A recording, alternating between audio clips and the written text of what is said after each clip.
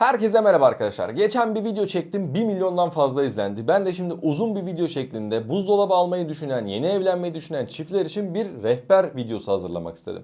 Şimdi ben bu yollardan geçtim. Kendi buzdolabımı satın aldım. Çok da memnunum. Maşallah da diyeyim, yıllardır da kullanıyorum. Şimdi sizler için buzdolabı alırken öncelikle nelere dikkat etmemiz gerekiyor? Bunları söyleyeceğim. Ardından da arkadaşlar hangi modeller bu dikkat etmemiz gereken kurallara uyuyor, bunları açıklayacağım. Aşağıda kendi belirlediğim arkadaşlar beyaz eşyaları oluşturduğum bir link var. Oraya tıklayarak hepsi burada üzerinden hepsini inceleyebilirsiniz. Hiçbir reklam değil. Hepsini sizler için kendim araştırdım. Bu saymış olduğum kurallara uyan buzdolaplarını oraya ekledim. Ve bir kere satın alıp yıllarca sorunsuz kullanabileceğinizi düşündüğüm buzdolapları aşağıda yer alıyor. Oradan rengine kendiniz karar verirsiniz. Evinize en uygun rengi seçebilirsiniz. Çünkü renge göre de fiyat değişiyor. Ona bir şey diyemem ben. Ben özellik olarak, model olarak aşağıda linkte ekledim. Bakabilirsiniz. Şimdi öncelikle nelere dikkat etmemiz gerekiyor arkadaşlar? Bundan başlayalım. Bir, kesinlikle karar vermemiz gereken iki konu var. Arkadaşlar litre, kapasite kaç litre olması lazım? Bu tamamen taşınacağınız evin buzdolabı yerine göre değişiyor. Orayı bir ölçün, çünkü dolap büyüdükçe doğal olarak arkadaşlar hem arkaya genişliyor hem de yan taraflara genişleyen dolaplar da var. Gerçi çoğu dolabın ölçüsü standart ama her modelde değişiklik gösterebiliyor. Bu yüzden bence ortalama 300-500 litre bir dolap almanız lazım. Uzun vadeli düşünün. Bak, her sene dolap alınmaz. Her sene buzdolabı, çamaşır makinesi, bulaşık makinesi alınmaz. Bir kere alınır, ömür boyu kullanılır. Bu yüzden kesinlikle alabileceğiniz, yerinizin müsait olduğu en geniş kapasiteyi alın. Niye büyük alıyorum diye düşünmeyin. Güvenin, yarın bir gün çocuğunuz olur, bir şey olur, vallahi pişman olursunuz. Büyük bir buzdolabı alın. Enerji sınıfı önemli. Tabii ki A sınıfı tercih etmemiz gerekiyor ama ülkemizde A sınıfı buzdolabı neredeyse yok. Enerji etiketleri Avrupa standartlarına göre değişti biliyorsunuz. Öyle olduktan sonra da bütün enerji sınıfları düşmeye başladı. Bu yüzden burayı birazcık geçeceğim arkadaşlar. Şimdi burada en önemli nokta şu. Buzdolabının kompresörü. Her şeyden daha önemlisi arkadaşlar. Kompresör, buzdolabının kalbi. Şimdi inverter olması lazım. Niye? En çok önerilen budur.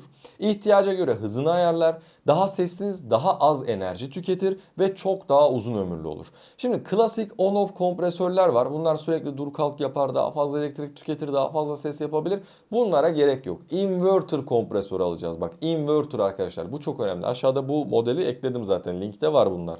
Arkadaşlar, bunlar enerji verimliliği, dayanıklılık, soğutma performansı, bunların hepsini etkiliyor. Bu yüzden önemli olan inverter, kompresör, uzun yıl garanti, düşük ses, bunların hepsi ideal seçimler oluşturuyor. Şimdi gelin hep beraber buzdolapları modellerimizi incelemeye başlayalım. Sizlere ben tek tek anlatacağım. Burada da yansıtacağım ekrana arkadaşlar. Kaydımı da başlatayım. Maalesef bizi tek tek mağazaya kabul etmedikleri için burada internet üzerinden anlatacağım. Ama modelleri inceledim ben sizde mağazada arkadaşlar, sizler için. O yüzden emin olabilirsiniz ki hepsi çok güzel modeller. Şimdi başlıyorum incelemeye. En aşağıdan başlıyorum. Fiyatlar karışık. Kendi bütçenize en uygun olanı seçebilirsiniz. Daha önce televizyonlarla ilgili video da çekmiştim. Onu da izleyebilirsiniz. Mesela arkadaşlar genelde Bosch kısmına baktım. SEK de ekledim. Şimdi Bosch'ta KGN76CIE0N modeli var arkadaşlar. No Frost alttan donduruculu bir buzdolabı. Alan herkesin hemen hemen çok memnun kaldığı 4.8 puan alan bir buzdolabı. Kapasite bakımından oldukça geniş. 186'ya 75 santim ölçülerinde. Şimdi alttan aslında donduruculu olması bence daha avantajlı. Niye diyeceksiniz? Çünkü en çok kullandığımız yer buzdolabının aslında arkadaşlar eski dolapları düşündüğümüzde derin dondurucu olmayan kısmı. Yani normal dolap kısmı. Bu da dolap kısmı, yani daha bence boyunuzla orantılı olması için üstte olması lazım. Dondurucu aşağıda olsa daha iyi. Çünkü dondurucuyu sürekli açıp kapatmazsınız. Arkadaşlar burada 2 çekmece dondurucu kısmında, soğutucuda da 3 çekmece var. Toplam 526 litrelik bir dolap arkadaşlar. 75 santim genişlik, 80 santim de genişliği var. Tabii ki no frost bir arkadaşlar buzdolabı. Burada E sınıfı, aslında baktığımızda yeni enerji sınıfına göre E sınıfı bir dolap. Yine iyi bir değer. F sınıfları çok fazla var ülkemizde maalesef. E sınıfı yine kötü bir değer değil arkadaşlar yeni sınıfa göre. Dondurucu kısmı 120 litre, soğutucu kısmı 406 litre. Bence 3-4 kişilik aileler için oldukça yeterli, ideal bir buzdolabı. Kompresörü kaliteli, bir kere satın alırsınız, ömür boyu rahatlıkla kullanırsınız diye düşünüyorum. Bir sonraki modelimiz Bosch KGN 86 AID2N modeli arkadaşlar. Burada aslında seri olarak baktığınızda hemen hemen aynı durabilir ama zaten dijital göstergeleri falan da birazcık farklılık gösterebiliyor. Şimdi kapakların bu arada sağ mı sola mı açılacağını değiştirebiliyorlarmış. Bunu da sordum arkadaşlar. Zaten burada da yazıyor. İsterseniz bu şu an sağa doğru açılıyor, isterseniz sola doğru da açılabilir. Bu tamamen size bağlı. D sınıfı enerji verimliliği de oldukça iyi arkadaşlar. 479 litre soğutucu, 152 litre derin dondurucu kısmı var. Doğal olarak daha büyük bir ürün arkadaşlar. Baktığımız zaman toplam hacim olarak da daha yüksek bir ürün. Yani bence satın aldığınız zaman yine çok rahat kullanabileceğiniz, kompresörü yine çok kaliteli, ömür boyu idare edebilecek dolaplardan bir tanesi. 4 raf soğutucu da bulunuyor arkadaşlar. 4 rafta yani 4 çekmecede soğutucu da var. 2 çekmecede dondurucu kısmında var. Böyle dolabımızın fotoğraflarını da şöyle göstereyim arkadaşlar. Bakın şimdi. 1, 2, 3, 4 tane. Bak 4 tane çekmecede, 2 tane de aşağıda var. Yine alttan soğutmalı bir dolap. Tabii ki no frost. D sınıfı ve yeni enerji sınıfına göre D sınıfı. Yani 479 aşağıda, 152 litre pardon 152 aşağıda, 479 yukarıda, topladığın zaman 620 litrelere çıkıyor. Yani oldukça iyi gerçekten kapasite olarak. Uygun fiyatlı bir şey arıyorsanız da Segin CFX 4802 modeli var. E-enerji sınıfı inox. Arkadaşlar bir buzdolabı 434 litre. Şimdi verdiğiniz fiyata göre bir performans. Baktığımız zaman tabii ki arkadaşlar fiyat bandı daha aşağılara geldiğimiz için kapasite düşüyor. Özellikle litre bazında. E sınıfı bir dolap. Ama ben yine arkadaşlar ses gücü de C sınıfı. Yine satın aldığınız zaman uzun yıllar boyunca rahatlıkla kullanabileceğiniz bir dolap olduğunu düşünüyorum. Bu birazcık daha böyle iki kişi, tek kişi, o kişiler için yani 434 litre baktığınızda birazcık daha oralarda ideal. Yani çünkü 3-4 kişilik ailelere çıktığınızda kapasite olarak yetmeyebilir. Ama gerek görünüşü olsun, gerek özellikleri olsun satın aldığınız zaman yine sizi mutlu edecek dolaplardan bir tanesi arkadaşlar. Şimdi listeme devam ediyorum. Burada yine Beko ekledim. Samsung, Arçelik, Profilo bu dolaplarda fazlasıyla ekledim. Hatta şöyle hepsini açayım. Şimdi Beko'da da 970-477 MB No Frost buzdolabını ekledim. Bu da fiyat performans olarak çok iyi geldi bana. Çünkü 26 bin liralarda arkadaşlar Beko bir buzdolabı alıyorsunuz. Beyaz bir buzdolabı. Eski tip bir buzdolabı. Yani burada dondurucu üstte, soğutucu aşağıda arkadaşlar. Dondurucu 2 çekmeceli, soğutucu yani 2 bölmeli, soğutucu yine 4 bölmeli arkadaşlar. Bir de meyve sebze kısmı var zaten görüyorsunuz. Bu da yine kapasite olarak baktığımızda arkadaşlar burada 477 litre 2 kişilik aileler için, yani bir çocuk yoksa ya da yeni doğduysa çok rahat idare eder diye düşünüyorum ama 3 ve üzeri için kapasite birazcık küçük gelebilir. Çok fiyat performans bir buzdolabı. E sınıfı bir buzdolabı arkadaşlar. Dondurucusu 123 litre. Soğutucu kısmı da ortalama 300 litre arkadaşlar. Yani baktığımızda ideal bir buzdolabı olduğunu düşünüyorum. Burada zaten buzdolaplarının aslında fiyat performans algısına ben çok dikkat ettim. Bir kere satın alıp ömür boyu kullanacağız. Samsung'un bir buzdolabını ekledim arkadaşlar. Bu da yine eski tip üstten donduruculu bir buzdolabı. Ama baktığımızda invertörleri çok kaliteli, kompresörler çok kaliteli arkadaşlar. Bu yüzden uzun yıllar boyunca dayanıyor. Şimdi burada RT47CG66336S9TR modeli arkadaşlar. No Frost Wi-Fi'li bir buzdolabı. Şimdi Wi-Fi olunca ne işe yarıyor abi dediğinizi duyar gibiyim. Ya arkadaşlar Wi-Fi'li modeller akıllı modeller oluyor. İstediğiniz gibi telefondan da kontrollerini gerçekleştirebiliyorsunuz. İşte yapay zeka destekli enerji modları bulunuyor. Burada da zaten özelliklerini anlatmışlar. Akıllı ev kurduğunuz zaman genelde Wi-Fi ile almanız gerekiyor ki telefon üzerinden her şeyi rahatlıkla kontrol edebilin arkadaşlar. Etlere özel bir bölmesi bulunuyor. Burada maksimum kapasiteyi kullanmışlar. Dahili Wi-Fi bulunuyor. Dediğim gibi akıllı ev aletleriyle eşleştirebiliyorsunuz.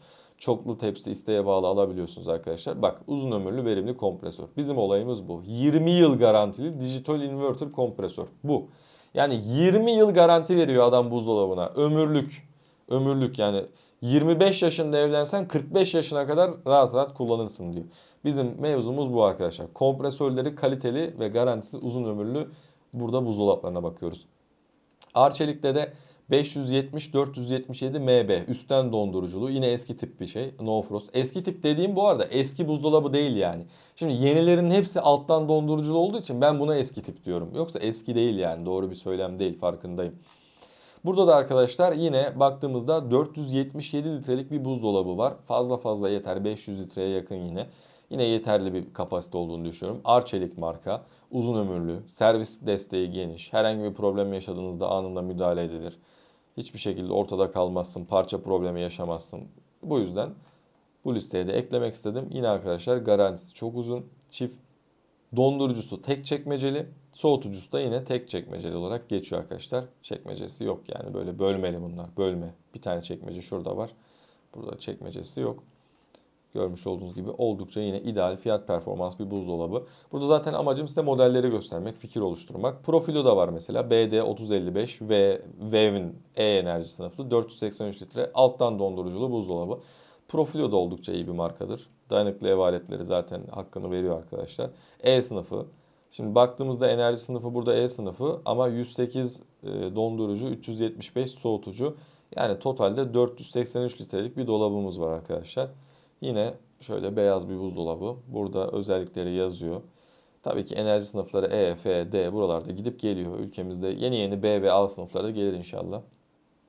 Burada arkadaşlar teknik detayları ve özelliklerine de ulaşabilirsiniz. Profilo'da yine alanların uzun yıllar boyunca kullandığı, memnun olduğu bir marka. Samsung tarafında da alttan donduruculu bir buzdolabı eklemek istedim. RB45DG60 modeli arkadaşlar. Şöyle göstereyim. Kapasite olarak 465 litre, alttan donduruculu. Oldukça yeterli bir kapasiteye sahip olduğunu düşünüyorum. Fiyat olarak baktığımızda da yine fiyat performans dolaplardan birisi. Çünkü bunlarda yine arkadaşlar tabii ki 20 yıl garantili. Şurada hemen aşağı sonuca gitmek istiyorum. Kompresör bulunuyor. Düşük ses, yüksek enerji tasarrufu, görmüş olduğunuz gibi birçok özelliği var. Ne kadar enerji tükettiğini buradan görebiliyorsunuz. Çünkü Wi-Fi özelliği bulunuyor. Telefona bağlanabiliyor. Burada arkadaşlar mutfak içindeki yerleşimlerini göstermişler sizlere. Şimdi soğutucusu 458 litre, dondurucusu 168 litre. Toplam kapasite 458 olarak gözüküyor. Yani muhtemelen 168'e 290 olarak geçiyor. İki raflı, iki çekmeceli mükemmel bir dolap. Alacaksın, ömürlük kullanacaksın. Samsung buzdolabı işinde oldukça iyi. Dijitsu marka var. Bunun da çok sorun oldu. Yani bulabildiğim en iyi Dijitsu'lardan birisi de buydu. Puan olarak baktığınızda da genelde memnun kalmışlar ama daha yüksek bir puana sahip olabilirdi tabii ki. 525 litre bir model arkadaşlar. Inox. Kompresörü hakkında yine iyi olumlu değerlendirmeler var. Sessiz çalıştığına dair, enerji sınıfına dair aynı şekilde F. Ya burada birazcık bunun fazla elektrik yaktığını söylemem lazım ama Dijitsu'yu soran da çok olduğu için listeme eklemek istedim. Profilo kısmında yine en çok tutulan modellerden birisi alttan donduruculu No Frost 631 litre. Yani 4 kişilik ailelere çok rahat yeter. Kocaman kapasitesi var.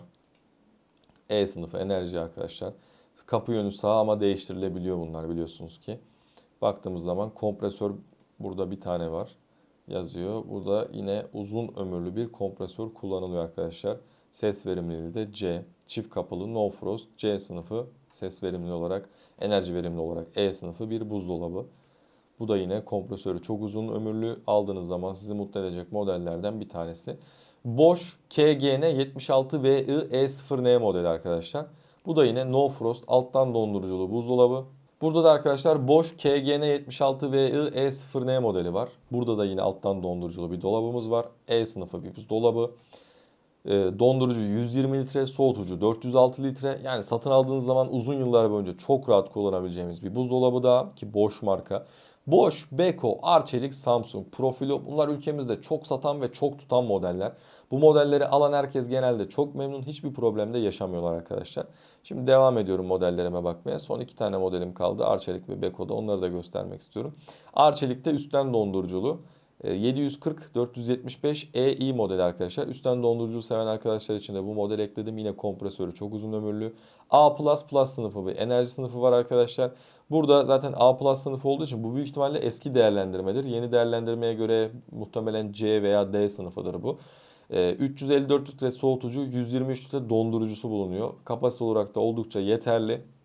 Baktığımız zaman kompresörleri yine uzun ömürlü, servis desteği olan buzdolaplarından bir tanesi. Son modelimizde Beko 670-475 arkadaşlar. No Frost. Bu da alttan donduruculu bir model. Yani yeni tip dediğimiz modellerden, benim yeni tip dediğim, yani siz demiyor olabilirsiniz tabii ki ama burada yine arkadaşlar dondurucusu altta yer alıyor. Toplam 475 litrelik bir hacmi var. Baktığımız zaman iki çekmeceli dondurucu arkadaşlar. Günlük dondurma kapasitesi 8,5 kilogram diyor. Bunu soran arkadaşlar da oluyor. Dondurucuda 135 litreye kadar çıkabiliyor. Soğutucuda da 340 litre. Yani baktığımızda aslında benim genelde listeye eklediğim ürünleri gördüğünüzde aynı listede çamaşır makineleri, bulaşık makineleri de bulunuyor. İnceleyebilirsiniz. Buradaki ürünlerin hepsi arkadaşlar, hemen hemen hepsi bir kere alırsınız ve ömür boyu kullanırsınız. Çok rahat, kompresörleri uzun yıllar boyunca dayanır, ses yapmaz, enerjiyi verimli kullanır, soğutma performansları da iyidir. Gerçekten gidip hepsini mağazada inceledim. Kapasitelerine baktım, kullanım kolaylıklarına baktım, müşteri yorumlarını inceledim. Hepsini sizin için tek bir listede topladım. Bu listedeki paranızın, bütçenizin yettiği herhangi bir modeli aldığınızda kesinlikle memnun kalacağınızı düşünüyorum. Kendinize çok çok iyi bakın. Aşağıda yorumlarda siz hangi modeli alacaksınız yazın. Ben hepsini tek tek yorumlarım arkadaşlar. Hoşça kalın, bay bay.